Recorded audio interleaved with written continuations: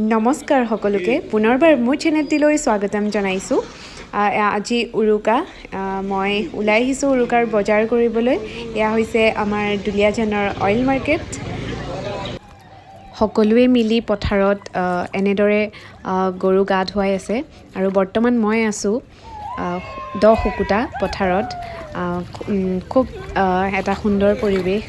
গৰু গা ধোৱাৰ পাছত সকলোৱে এনেদৰে লাও খা বেঙেনা খা ইজনে সিজনক মাৰে পানী ছটিয়াই। খুব ভাল লাগিলে পৰিৱেশটো। চুম্বুক কৰা মানুহকো মাৰিব লাগেতো।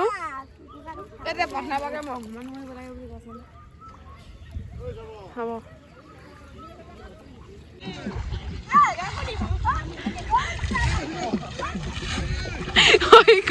গুজি কিয় তিয়াইছা?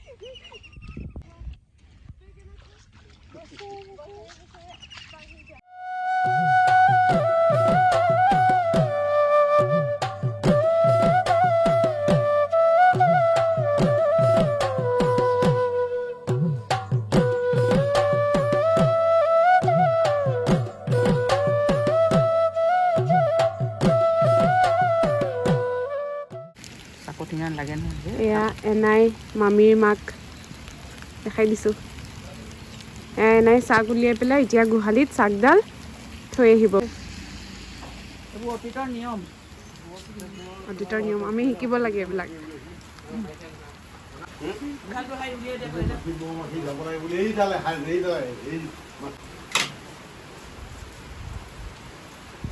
এয়া মাখিলতিয়ে মাখি নহ'বলৈ এনেদৰে সাৰি দিছে।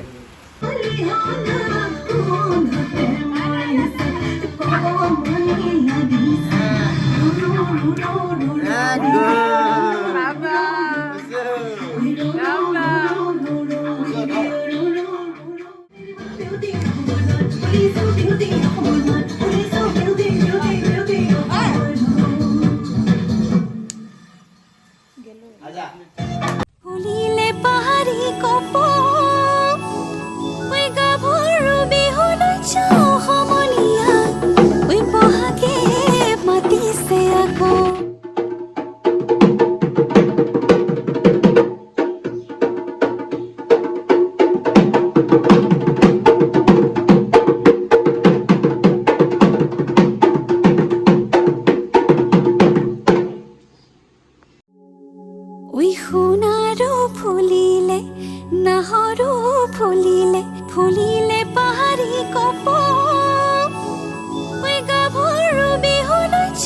সমনীয়া বহাগে মাতিছে আকৌ।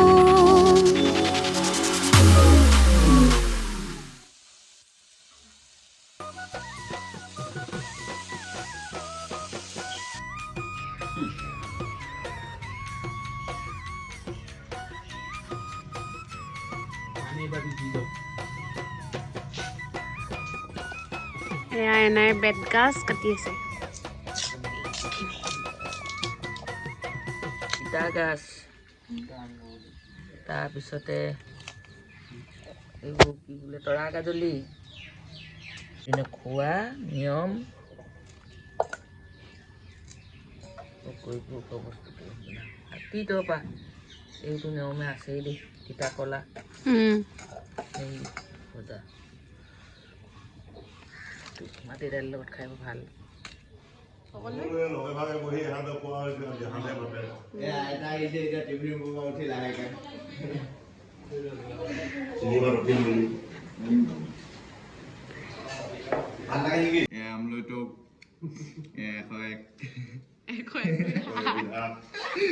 এইখিনি আলু ভাজি, এইখিনি পঁইতা ভাত, আচাৰ নিমখ গাখীৰ লগত খাই আছো। এয়া হাজৰ বাতি বহুত মিঠা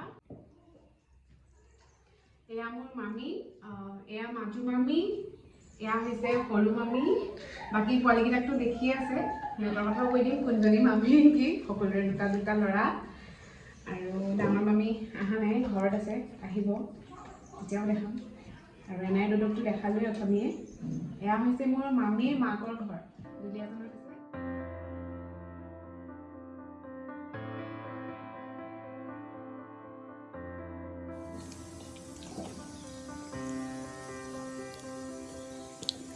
মই বনাইছোঁ গৰু খাবলৈ পিঠা জাক দিয়াৰ পাছতে খাব লাগিব এয়া জাক দিবলৈ ৰেডি কৰিছে এয়া হৈছে বছ গছ হয়নে আৰু এইটো কি কৈছিলে কেয়া কঁঠাল আপোনালোকেও দিয়ে চাগে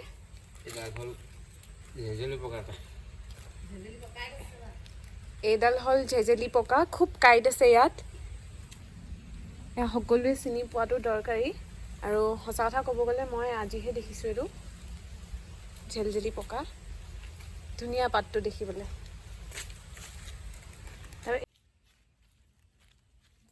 এয়া নৰসিংহ চব এইখিনি মিক্স কৰিয়ে জাক দিয়া হয় আৰু জাক দিয়া সময়ত মই আপোনালোকক দেখাম আৰু বহুতো নিয়ম আছে হয়তো কোনোবাই কৰে হয়তো কোনোবাই নকৰে কিন্তু ক'বলৈ গ'লে আমাৰ নিয়মত কৰেই বাৰু সেইকাৰণে মই আপোনালোকক দেখাবলৈ ভাবিছোঁ দেখাই দিওঁ যিহেতু অসমীয়া নিয়ম আৰু এইবোৰ নিয়ম চিৰযুগমীয়া হৈ ৰওক কোনো যাতে এৰি নিদিয়ক লাগিলে চহৰতে থাকক লাগিলে গাঁৱতে থাকক সকলো এইবিলাক নিয়ম মানি চলিব লাগে হয়নে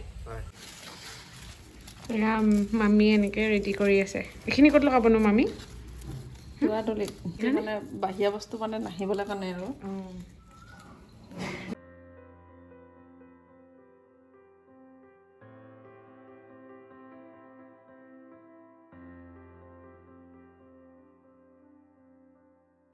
এয়া ডাঙৰ মামী জাক দি আছে এয়া ডাঙৰ মামীহঁতৰ ঘৰ মামী জাক দিছে দিছোঁ হাই কৈ দিয়ক হাই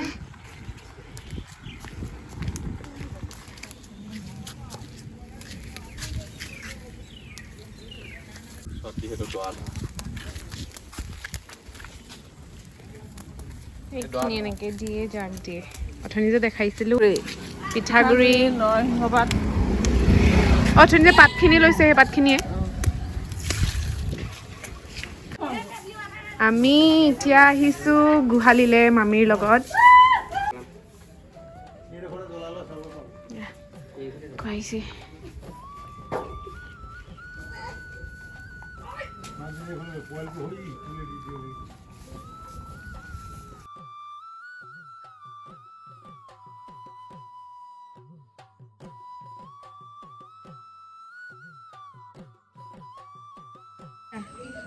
এতিয়া মই আপোনালোকক দেখাম আমাৰ ডেকা দুটা এই দুটা হেল্ল' হাই ই হৈছে ডাঙৰ মামাৰ সৰুটো আৰু ই হৈছে সৰু মামীৰ ডাঙৰটো কৈ দিয়া তোমালোকৰ নাম দুটা my name is Satyajit Gogoi my name is Labitra Gogoi কোন ক্লাছত পঢ়ি আছা কোন স্কুল মই 7 ক্লাছত পঢ়োঁ কেন্দ্ৰীয় বিদ্যালয়ত পঢ়োঁ তুমি মই 4 ক্লাছত পঢ়োঁ মই কেন্দ্ৰীয় বিদ্যালয়ত পঢ়োঁ আৰু দুইটাই খুব ধুনীয়া ৰিলছ বনাই থাকে এইকণ জেগাতে আৰু কি